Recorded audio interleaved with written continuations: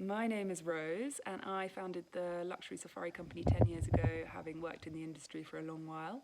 We are a small team of Africa experts who provide a kind of 7-day-a-week, bespoke, highly tailor-made, top-end Africa experience through East and Southern Africa. I am at Namiri Plains in the Serengeti, having just flown here from London, and what I'm going to be doing over the next week is providing an insight into what travel looks like throughout Africa during the COVID-19 pandemic.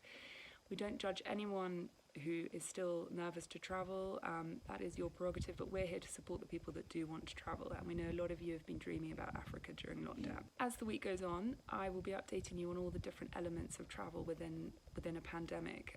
Everything is opening up. As each country opens up, we'll be the first people there on the ground to assess what the situation is. Every country will be doing things slightly differently, not too much, but slightly differently. Tanzania is the first to open up, so here we are. So today, I just want to cover the international travel side of things. Obviously, we're in touch with our ground agent and guys on the ground all the time, but the international side of things is something that you can only advise on once you've done it. The luxury safari company now has a relationship with private healthcare clinics in the UK and the States, and also other parts of the world, which means that you can get an express COVID test. Some countries are going to require you to have a negative COVID certificate before you enter. Tanzania, in fact, doesn't. But I had one done anyway, just for my peace of mind. Now I'm not spreading the disease on my travels. So I did that, and that was negative. And just to mention, when I get back, I'm very fortunate to have somewhere I can isolate for two days, or maybe less, because the express COVID test takes a very short amount of time. And when my negative test comes back, I can then go about my business, obviously still adhering to government guidelines. So that's how I've orchestrated going away during a pandemic. I have also lots of information on insurance companies covering COVID. So if you want information on that, please just email me or message me. That's probably a little too in-depth for this particular post. Heathrow was very pleasant. Hand sanitizer everywhere. I know it's being deep cleaned and sanitized every day. Very few people, so to be able to socially distance yourself was very easy. Everyone's wearing masks. It's not compulsory, but it's strongly advised. I'd say 99% of people were wearing masks. It's not enforced, so if you feel very uncomfortable in your mask and you find you're sat away from other people, you can of course take your mask off. Hand sanitizer is everywhere, at your disposal to use in the bathrooms, around the airport. And again, for the flight, I flew with Ethiopian Airways to Addis. Just very few people on the flight. And again, through Addis, very few people, everyone wearing masks and gloves, all the airport staff, and hand sanitizer available to you all everywhere. So I really didn't feel at risk or under threat at any point. Now, the more interesting bit for everyone is when you arrive at Kilimanjaro, which this is what I think most African airports will roll out, but we'll obviously assess that when we travel to each one over the next couple of months. Before you even go into the airport, you have to hand sanitize. There's a big vat attached to the side of the airport, so everyone has to hand sanitize before. Obviously, you're still wearing your mask, which is compulsory in these smaller airports. All the airport staff are wearing gloves and masks. On the plane, you will have been given a health form, which is very straightforward, passport details, and have you had fever, cough, a list of things saying yes or no, have you had, and where you've been. Now, this is an addition to what you have to do when you get your visa, so this is going to add slightly longer to the time to get through an airport, probably about 15 to 20 minutes, because you then have to take your form to the health advisor, and he has a thermometer gun. So you take your thermometer and also just question you a little bit on where you've recently been. On the plane, you will have been given a health form, which is very straightforward, passport details, and have you had fever, cough, a list of things saying yes or no, have you had, and where you've been. Now, this is an addition to what you have to do when you get your visa, so this is going to add slightly longer to the time to get through an airport, probably about 15 to 20 minutes, because you then have to take your form to the health advisor, and he has a thermometer gun. So you take your thermometer and also just question you a little bit on where you've recently been. One point that we do really stress, having just done this, is that we really would prefer people to be sat at the very front of the plane. If we've booked your flights, obviously we'll book those seats for you as close to the front as possible, because we obviously want you to get through the airport as quickly as possible. And then I'd pre-purchased my visa, which is what we always recommend for Tanzania, and was straight through, and off I went. I met my guide. There's no handshaking, but I will take you through the rather comical new greeting which the Africans are doing with kind of great hilarity, which really breaks the ice. I'll take you through that later in the week. Yeah, just to say the whole experience was very pleasant with fewer people. Obviously, we expect the flights to get quite a lot busier as time goes on, but that's only when the risk gets lower. So we really don't see that flying is going to be a huge threat. Now I am at Namiri Plains in the Serengeti. I will be here for a few days, but I will update you tomorrow on the camp protocols. They've already told me about a couple of really clever things that they've done.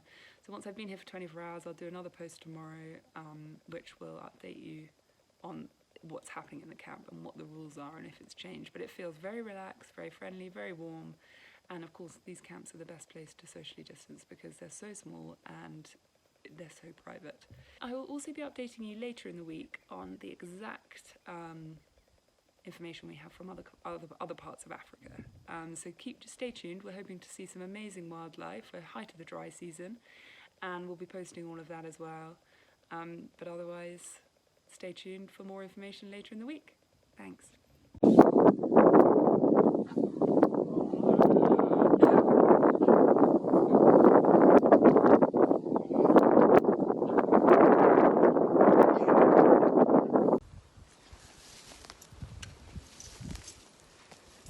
Hello everyone.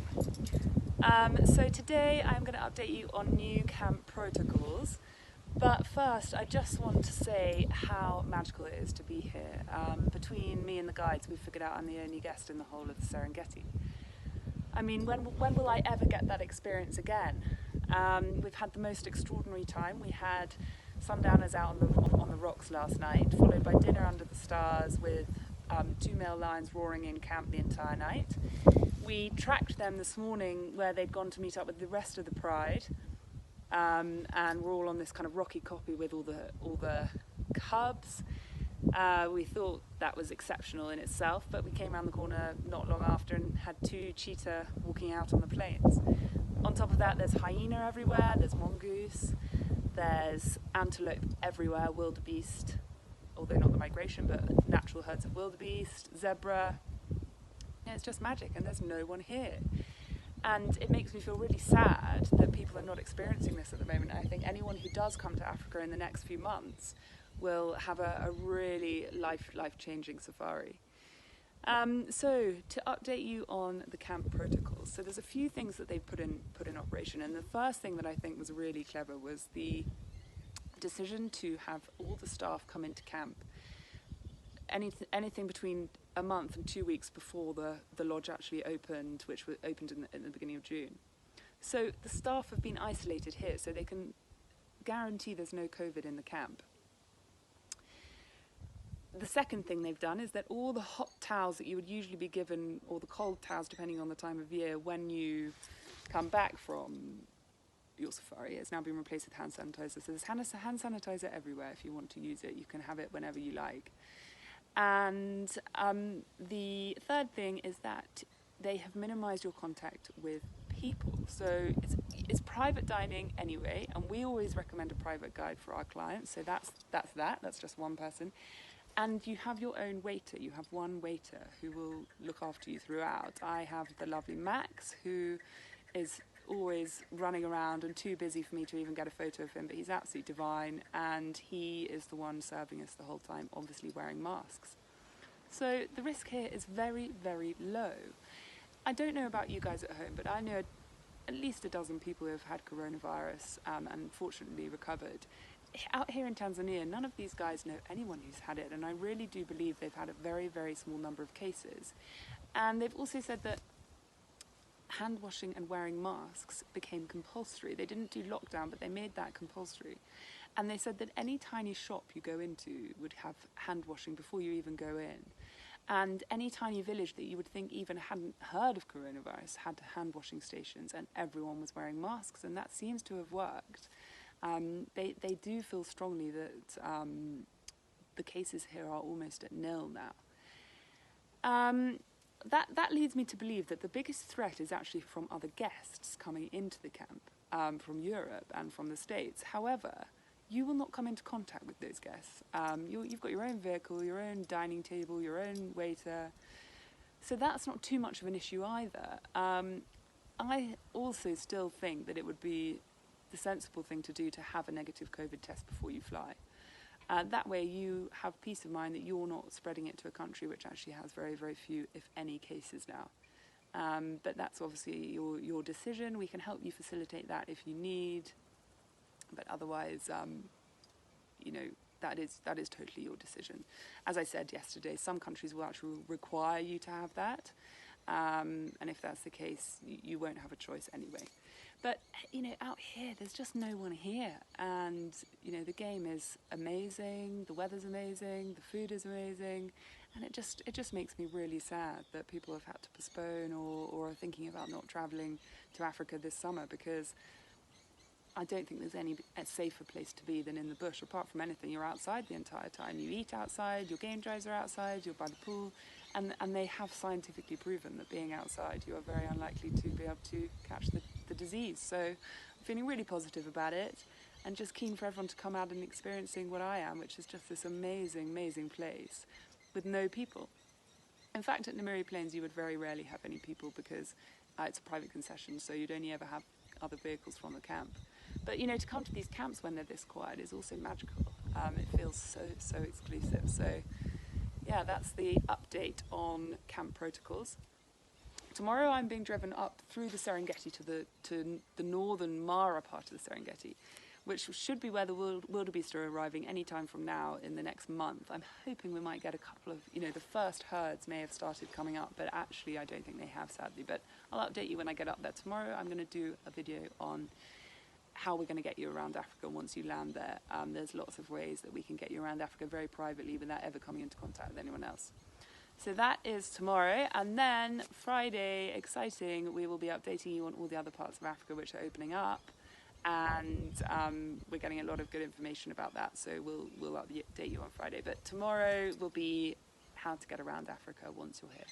Okay, thanks.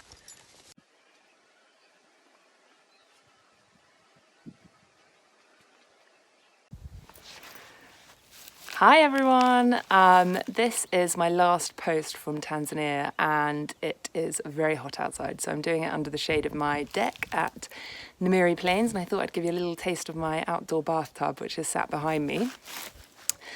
I am extremely excited because 2 new guests arrived into camp today, and they were from America. They have come on the first KLM flight, which came from New York via Amsterdam to Dar es Salaam, and then they've flown up to the Serengeti, and they had a blissful journey, no restrictions, and lots of social distancing and masks and hand sanitizer throughout New York airport, Amsterdam airport, and on the planes. So very happy to have that kind of first-hand information for you as well. Before I touch on what's open, I just wanted to go over booking conditions and insurance. I've been asked a lot about insurance. Essentially, there were 2 things I realised when this whole pandemic kicked off. One is that insurance is not worth the piece of paper it's written on. Many insurance companies just stop replying to clients, and also, you know, shut their phones down. And lots of clients who have had to cancel and weren't able to postpone have not been able to reach them. So obviously we've done our best for them anyway. With insurance companies, I think most of them now will start covering COVID. What we've done is to completely amend our booking conditions and also update our insurances on the ground. So basically, we're going to cover you instead. And that's the way that the whole of the safari industry has gone, in line with the airlines. The airlines now, if something to do with COVID was to crop up, you would get a full refund or a credit on your flights. So we're just in line with them, and you're fully protected travelling with us. So I think that's probably something that you want to contact us directly about. It's quite a long-winded, all our policies, and they're very detailed because we wanted to make sure that you're properly covered. So that's just something to note about travelling in the next few months. If I start with Tanzania, Tanzania is wide open to all nationalities, and I'm very, very confident in the situation here and the fact that we can get you around safely, you'll be safe once you're here, and that there are very, very few cases here now anyway. So we are very keen to get anyone out to Tanzania who can make it this summer. It's the best time to come. The migration is in full swing. We drove through some of the migration today, and there will be no one here, which is very unusual, especially especially when viewing the migration. The migration is obviously one of the biggest wildlife spectacles in the world, and so it draws quite a few vehicles. Obviously, all of our camps specialise in keeping you away from that, but it still doesn't detract from the fact that there are vehicles here. So this is the time. This is the time to come out here. So that's Tanzania. We're very happy, very confident with the situation. By the end of July, all the major airlines will be flying. KLM, Qatar, Emirates, everyone's coming into Tanzania. So it's going to be easy to get here and safe. Moving on, the two to watch are Zambia and Kenya at the moment. So if I start with Kenya, Kenya's got an announcement on Monday, which I'm cautiously optimistic is going to be in our favour.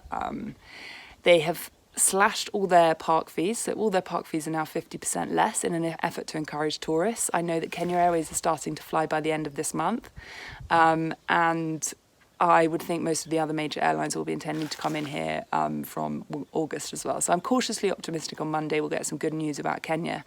As I said, I'll be on the first flight, either me or someone from the office will be on the first flight out, assess the situation, do more posts like this so you can see exactly what's going on. Zambia has just announced that all of its international airports are open. It's only for repatriation and business at the moment, but I'm confident they've had so few cases there, possibly have got none now, that they will open up again, I would say August as well. And then we've got Botswana and Zim. They are now allowing residents to move freely in the country. So residents can go to the national parks, they can stay in the lodges that are open. They are not allowing international travellers yet. They are quite linked to South Africa because a lot of the easiest routes to get into both those countries is via Johannesburg. Johannesburg is closed at the moment because South Africa has been hit the hardest of all in Africa. Although it's worth noting that every single country, what they're dealing with in terms of cases and in terms of the rise each day of cases is a fraction of what we've dealt with in the States and Europe. There will be a study that comes out about it probably in the next 2 years, but for whatever reason, Africa has been hit nowhere near as hard as the rest of the world. My gut feeling is it's because of the outdoor living situation. Everyone in Africa, very much is about outdoor living. So we'll see. It's my hopes that it continues to kind of be as slow climbing as it is already, and that it doesn't suddenly shoot up. But I can't see why it would, considering that it's been very level, very flat, very slow climbing here for a long time. Obviously, the worst place to catch coronavirus or anything is in a crowded area. Well, we're going to whisk you straight out to the bush, so that's not really going to be an issue. As I've already described in the first post, flying is not an issue. I'm very happy with the airlines and the way that they're hand sanitizing, and the American guests also confirmed that their KLM flight was very well managed. New York airport was very well managed. Amsterdam airport was very well managed. So and Dar es Salaam, of course, as well. So that's another few airports that I can confirm are well managed with social distancing and hand sanitizer and disinfectant. So I'm confident that the flying is not the issue. I'm confident we're going to whisk you straight out to the bush where there's no issue. So those are my current thoughts. Rwanda and Uganda are slowly kind of opening up, and they've got Rwanda particularly has got the seal of approval from WHO that they've handled the situation and that you can travel there safely. I'm not sure morally whether you would want to go up and risk seeing the gorillas. It's a big responsibility that you take on when you see a highly endangered animal that can catch a human disease. So I think maybe that is best waiting a couple of months, even if you can go to Rwanda, say, from mid-July. We've got lots of clients gorilla trekking from about October onwards, and we'll feel very happy with that. And obviously there are new measures in place for the primates, the chimps and the gorillas. You will be kept further back than you would have been before, obviously still with a good view, but there will be absolutely no contact between yourself and the gorillas and the chimps. And of course you already had to wear a mask when you went gorilla or chimp tracking anyway. So that's no different. It's just going to be the distance you're kept from them will be a bit further. So I think that's the update for now. That is it from me. We will be sharing lots of wildlife videos next week. And I hope at the end of next week we'll have another exciting announcement, but it might be the week after. I'm always trying to get things done quicker than they can actually be done. So we'll see. I hope this has been useful. Thanks for tuning in.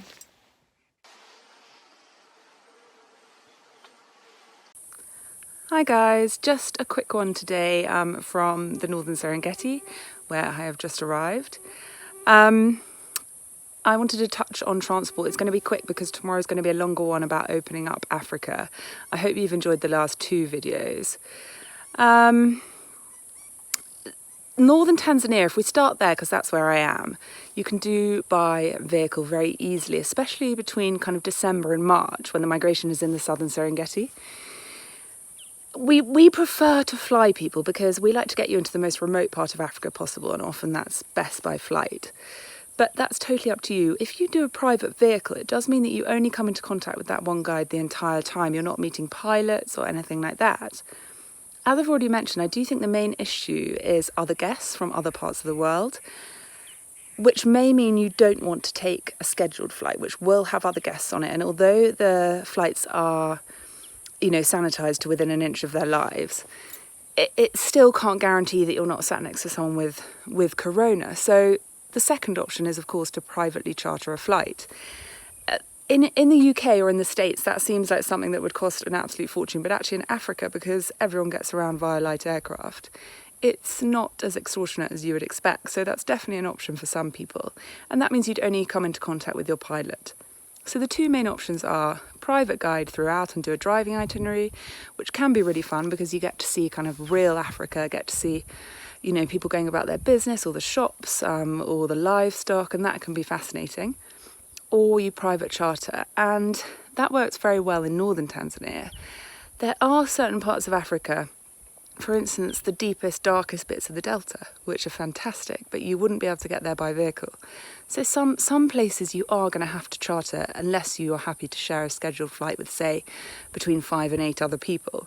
The scheduled airlines will be managing it to make sure that you're not kind of crammed into a plane. And of course, the other thing that I didn't touch on Tuesday about international travel, which also applies to the internal airlines, is the air filtration system in the planes, which is brilliant. I mean, there was a study done in America, I think 3 years ago, about the circulation of diseases and viruses in planes. And if you are sat next to someone with a cold or coronavirus, you have a 0 to 1% chance of catching it. That's if you're sat next to someone. If you're not sat next to them, you've got a virtually 0 chance of catching it. So the internal airlines across Africa will be working to make sure that people can sit in their own groups. But of course, again, we do come back to this private charter situation, which would mean a private plane. It will have been desanitised before you get on it. The pilots are regularly checked, and you wouldn't even go anywhere near your pilot anyway, so it wouldn't really matter. He'd be sat at the front and you can sit at the back. So those are the two main routes, private driver or flying. As I said, just to recap, sometimes you cannot drive into these places. It's very, very far, or the roads are bad, or you can't cross the river. So those are two options that would keep you away from other people that we can easily arrange in lots of parts of Africa. And we can do a mixture of both if the budget is a problem, which would be private drive some of it and private charter back. So essentially we can do anything that you want, depending on how much you'd like to keep away from other people. I mean, you could spend your entire safari only coming into contact with 2 or 3 people. So I think that's enough on that for today, and tomorrow hopefully we'll have some up-to-date info on where else we can go in Africa this summer.